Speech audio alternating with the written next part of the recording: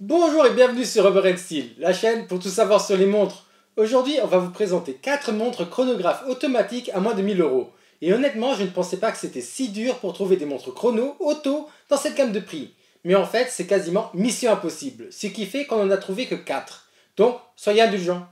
Avant de commencer, n'oubliez pas qu'un concours pour gagner une montre est en cours sur la chaîne, qui se finit d'ailleurs courant de la semaine prochaine. Et donc, le gagnant sera annoncé lors de la prochaine vidéo. On vous laisse donc le lien vers la vidéo en question dans la description, afin que vous puissiez participer avant la fin de celui-ci. Mais n'y allez pas tout de suite, ce serait bête de rater la vidéo d'aujourd'hui. Les explications étant faites, nous allons pouvoir rentrer au cœur de l'horlogerie.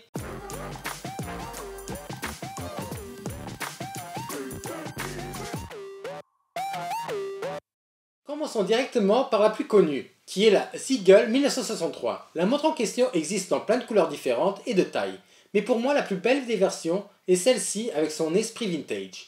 Index des heures doré, aiguille des heures et des minutes en bleu, aiguille des secondes en rouge et cadran couleur beige.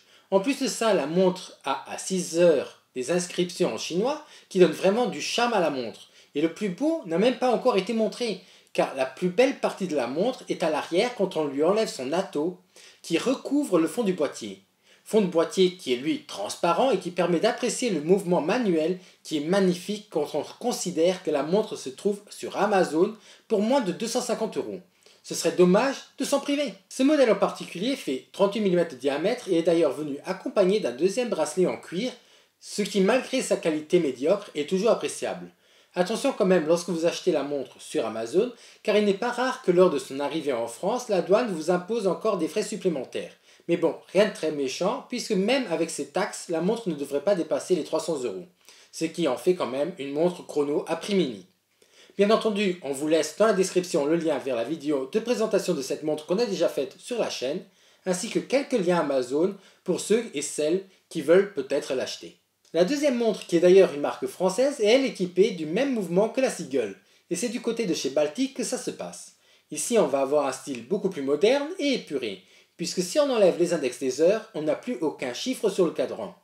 Ce qui est d'ailleurs bizarre pour un chrono, puisqu'on ne sait donc pas quelles sont les échelles qui ont été utilisées pour les sous-cadrans du chrono, et donc il faudra le demander et le garder en tête, ou sinon aller faire un tour sur internet à chaque fois que vous voulez utiliser le chrono, ce qui n'est vraiment pas génial. Donc pour la somme de 631 €, c'est une montre qu'il fallait présenter car elle peut plaire à beaucoup de gens par son côté esthétique et parce que les chronos mécaniques sont rares dans cette tranche de prix, mais pour moi, elle n'en vaut clairement pas le coup, même si personnellement j'aime bien son design. A partir de là, je peux vous dire que ça a commencé à être une vraie galère pour trouver d'autres chronos mécaniques à moins de 1000 €.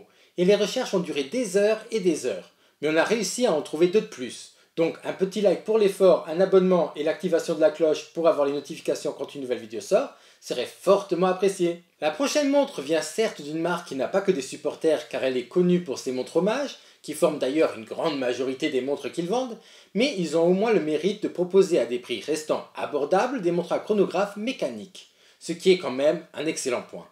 La marque en question, comme beaucoup de gens l'auront déjà compris, c'est Steinhart.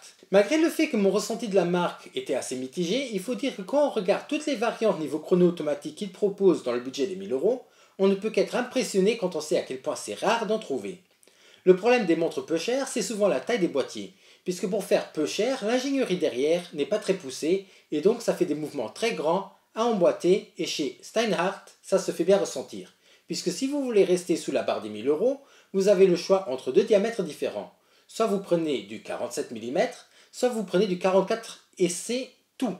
Donc les petits poignets ne vont pas vraiment trouver leur bonheur pour moins de 1000 €.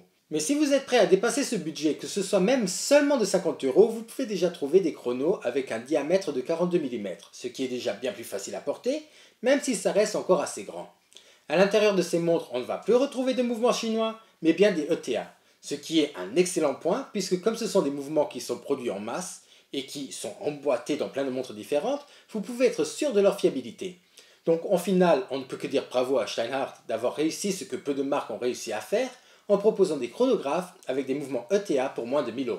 Dernière montre pour aujourd'hui, et c'est la marque William L 1985. Marque qui était inconnue au bataillon de mon côté jusqu'à la préparation de cette vidéo. Et je suis quasiment sûr d'ailleurs que pour vous, c'est la même chose. Il propose un chrono qui va pouvoir être retrouvé sous plusieurs couleurs différentes, comme ce cadran panda, ce cadran bleu ou encore ce cadran noir, avec ses teintes de beige. Niveau bracelet, vous avez toujours le choix entre un bracelet métal ou un bracelet cuir, qui d'ailleurs sont équipés d'un système de changement rapide, d'après ce qu'on peut lire sur leur site. Les montres font 41 mm de diamètre, elles ont un verre saphir et sont étanches à 100 mètres. Le mouvement à l'intérieur, c'est un Seiko NE88A qui offre à la montre une réserve de marche de 45 heures. Cette montre a certes l'air très alléchante, mais faites attention quand même, parce que comme j'ai pu voir une erreur dans le descriptif de la montre, alors que c'est le site officiel, cela ne me fait pas avoir confiance. Mais bon, faites-moi savoir en commentaire si vous avez des retours sur cette marque, je serais content d'en savoir plus. Sinon, si tout ce qui est dit est vrai, cette montre est vraiment géniale niveau spécificité. Faudrait juste se pencher sur la qualité de celle-ci. Voilà, ceci conclut cette vidéo. N'oubliez pas d'aller participer au concours, le lien sera dans la description. Et bien entendu, si la vidéo vous a plu, n'hésitez pas à liker, commenter, partager et à vous abonner si ce n'est pas encore fait. Et sur ce, je vous dis à la semaine prochaine pour une nouvelle vidéo. Au revoir.